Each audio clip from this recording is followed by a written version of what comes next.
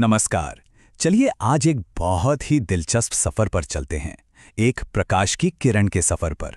ये वो कहानी है जो हमें ये समझने में मदद करती है कि आखिर हम अपने आसपास की दुनिया को देख कैसे पाते हैं। मतलब ये कहानी है प्रकाश के उछलने की, उसके मुड़ने की और हाँ, उसके खूबसूरत रंगों की। तो सबसे पहला और सबसे जरूरी सवाल, आखिर ये लाइट, ये प्रकाश है क्या भला? और ऐसा क्या होता है कि हमारे चारों ओर की चीजें हमें दिखाई देने लगती हैं? चलिए जानते हैं। अच्छा, तो इस सफर को शुरू करने के लिए सबसे पहले अपने हीरो से तो मिल लें, यानी प्रकाश की किरण से। समझते हैं कि इसकी खासियत क्या है। तो चलिए पर्दा उठाते हैं इस राज से। अगर बिल्कुल आसान भाषा में समझें तो लाइट मतलब प्रकाश एक तरह की एनर्जी है। ये एक इलेक्ट्रोमैग्नेटिक वेव है, बिल्कुल वैसे ही जैसे रेडियो वेव्स या एक्सरे होती हैं। और इसकी सबसे खास बात जानते हैं क्या है?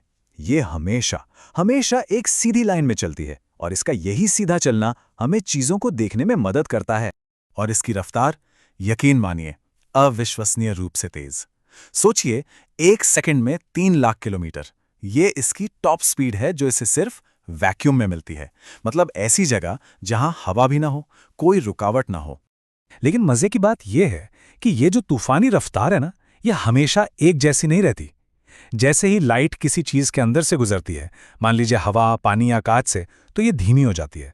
हवा में थोड़ी सी धीमी, पानी में और ज्यादा, और कांच जैसी घनी चीजों में तो सबसे ज्यादा धीमी हो जाती है। तो अब आता है हमारी लाइट की किरण के सफर का पहला पड़ाव। सोचिए, क्या होता है जब ये किसी ऐसी चीज से टकराती है जिसके आर पार नहीं जा सकती, जैसे एक आईना। बस इसी को कहते हैं परावर्तन या रिफ्लेक्शन। लाइट का ये जो टकरा कर लौटना है ना, ये बड़ा ही डिसिप्लिन होता है। इसके बस दो सीधे साधे नियम हैं। पहला तो ये कि जो किरण आ रही है, जो टकरा कर जा रही है, और सतह पर जो नॉर्मल लाइन है, ये तीनों हमेशा एक ही प्लेन पर होते हैं। और दूसरा नियम, आने का एंगल और जाने का एंगल हमेशा बराबर होता है। इसको ऐसे समझिए, जैसे आप एक बॉल को दीवार पर फेंकते हैं। वो जिस एंगल पर टकराएगी, ठीक उसी एंगल पर वापस उछलेगी, है ना? बस लाइट भी बिल्कुल बिल्कुल यही करती है। अच्छा, अब सारे शीशे तो एकदम प्लेन नहीं होते, सही कहा ना। दो तरह के घुमावदार शीशे होते हैं। एक होते हैं कॉन्केव यानी अवतल दर्पण। ये अंदर की तरफ धसे होते हैं, जैसे चम्मच का अंदर वाला हिस्सा। ये लाइट को एक जगह पर इकट्ठा करते हैं। और दूसरे होते हैं कॉन्वेक्स यानी उत्तल दर्पण, जो बाहर की तरफ उभरे होते हैं। ये लाइट को फैला देते हैं। और इनकी इसी खासियत की वजह से हम इन्हें अपनी रोज की जिंदगी में इस्तेमाल करते हैं। जैसे अवतल दर्पण लाइट को इकट्ठा करता है, तो डेंटिस्ट इसका इस्तेमाल करते हैं दांतों को बड़ा देखने के लिए, या फिर सर्च लाइट में, ताकि रोशनी दूर तक जाए। दूसरी तरफ उत्तल दर्पण लाइट को फैलाता है, इसलिए इसे गाड़ियों के साइड मिरर में लगाते हैं, ताकि ड्राइवर को पीछे का ज्यादा चौड़ा व्यू मिल सके। चलिए, लाइट का किसी सतह से टकराकर लौटना तो समझ आ गया। लेकिन अब हमारी लाइट की किरण एक नए एडवेंचर के लिए तैयार है। क्या होगा अगर वो किसी चीज से टकराकर लौटने के बजाय उसके आर पार निकल जाए? देखिए, जब लाइट हवा से पानी में या हवा से कांच में जाती है, तो उसकी स्पीड बदल जाती है। हमने पहले बात की थी ना इस बारे में। और इसी स्पीड के बदलने की वजह से वो थोड़ी सी मुड़ जाती है।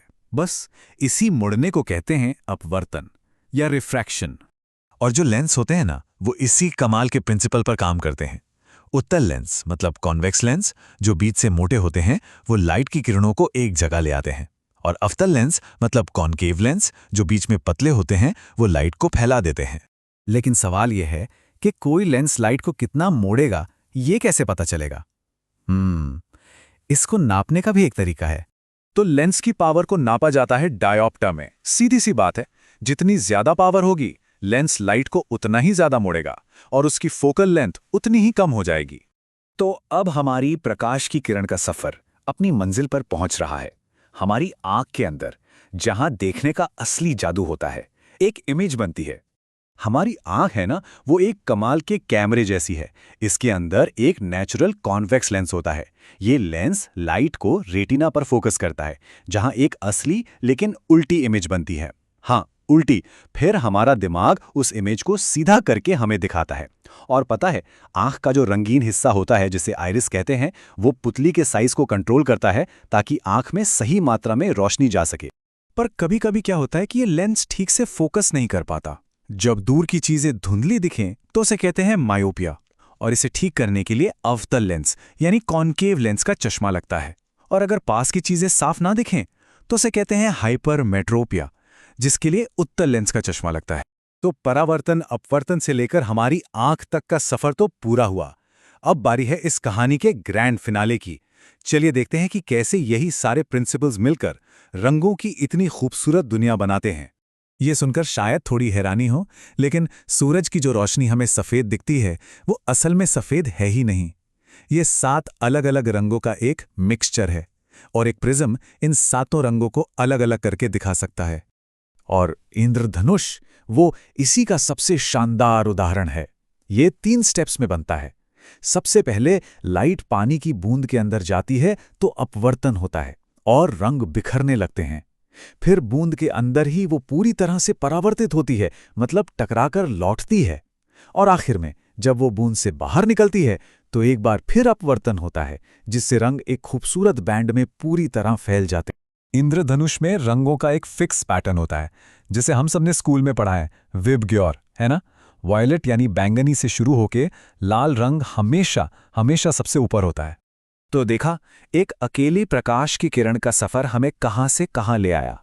परावर्तन, अपवर्तन से लेकर हमारी आंखों के काम करने के तरीके और इंद्रधनुष के राज तक, ये हमें सोचने पर मजबूर करता है ना, कि अगर एक नन्ही सी प्रकाश की किरण की यात्रा इतने राज खोल सकती है, तो हमारी इस दुनिया में और ना जाने कितना कुछ अनदेखा रह गया है।